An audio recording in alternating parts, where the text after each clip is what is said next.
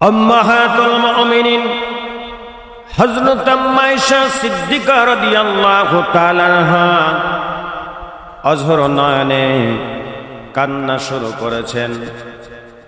আল্লাহর নবী বিশ্ব নবী জনাবে মুহাম্মদুর রাসূলুল্লাহ সাল্লাল্লাহু আলাইহি ওয়াসাল্লাম বললেন, আয়েশা তুমি কি জন্য কান্না করছো রে আয়েশা? আয়েশা রাদিয়াল্লাহু তাআলা আনহা বললেন, ইয়া রাসূলুল্লাহ, ইয়া হাবিবাল্লাহ, হুজুর ওই কঠিন মুসিবতের কথা স্মরণ করে, হাসরের মাঠের কথা স্মরণ করে, যেখানে লক্ষ লক্ষ নয় কোটি কোটি মানুষ একত্রিত হবে, আর ওই মানুষগুলো কেউ কারো পরিচয় দিবে না। পিতা পুত্রকে ভুলে যাবে, মা সন্তানকে ভুলে যাবে, স্বামী স্ত্রীকে ভুলে যাবে, স্ত্রী স্বামীকে ভুলে যাবে, বন্ধু বান্ধব কেউ কারো পরিচয় দিবে না। ইয়া রাসূলুল্লাহ, ইয়া হাবিবাল্লাহ, ওই কঠিন মুসিবতের দিন আমার কি হবে, আমার কি হবে? এই জন্য আল্লাহর নবীজি আপনার কাছে কোনো দিন কোনো জিনিস চাই নাই, আপনার মনে কষ্ট দেই নাই। ইয়া রাসূলুল্লাহ, ইয়া হাবিবাল্লাহ, হুজুর ওই কঠিন মুসিবতের দিন আপনি আমি আয়েশাকে বেছে কোটি কোটি মানুষের ভিতর থেকে আপনার ডান কাতারে আপনি দাঁড় করাবেন কিনা?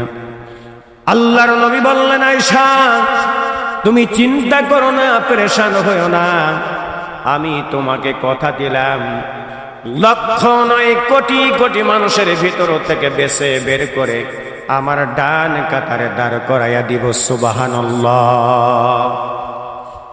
হযরত আম্মা আয়েশা সিদ্দিকা রাদিয়াল্লাহু তাআলা আনহা বললেন, ইয়া রাসূলুল্লাহ, ইয়া হাবিবাল্লাহ, হুজুর আমার তো বুঝে আসে না, ওই কোটি কোটি মানুষের ভিতর থেকে আপনি কেমন করে আমি আয়েশাকে আপনি চিনি বেছে বের করবেন? আল্লাহর নবী বিশ্ব নবী জনাবে মুহাম্মদুর রাসূলুল্লাহ সাল্লাল্লাহু আলাইহি ওয়াসাল্লাম বললেন, আয়েশা আমি একটি তোমাকে এক্সাম্পল দিয়ে বোঝাই, উদাহরণ দেই, মিসাল দেই।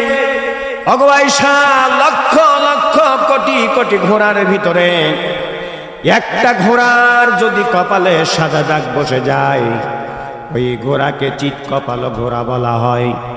ওগো আয়েশা তুমি বলো, ওই ঘোড়াকে চিনে বেছে বের করা যাবে কিনা? আয়েশা বললেন, ইয়া রাসূলুল্লাহ, ইয়া হাবিবাল্লাহ, হুজুর আমি বুঝতে পেরেছি নবীজি, বেছে বের করা যাবে।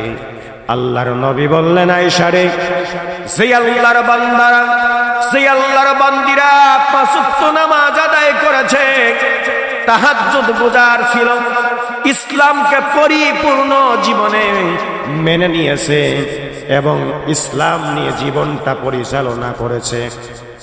ওগো আয়েশা তুমি শোনো, ওই কঠিন মুসিবতের দিন হাসরের ময়দানে লক্ষ লক্ষ কোটি কোটি মানুষের ভিতরে যেই মানুষগুলো পাঁচ ওয়াক্ত নামাজ আদায় করেছিল, ইসলামটা পরিপূর্ণভাবে জীবন ব্যবস্থার জন্য মেনে নিয়েছিল, রে আয়েশা তুমি শোনো, ওই আল্লাহর বান্দা বান্দির কপাল দিয়া চেহারা দিয়া নূর চমকাবে, আর আমি রাসূলুল্লাহ তাদেরকে বেছে বেছে বের করে আমার ডান কাতারে দাঁড় করাইয়া দিব। জোরে বলেন সুবহানাল্লাহ।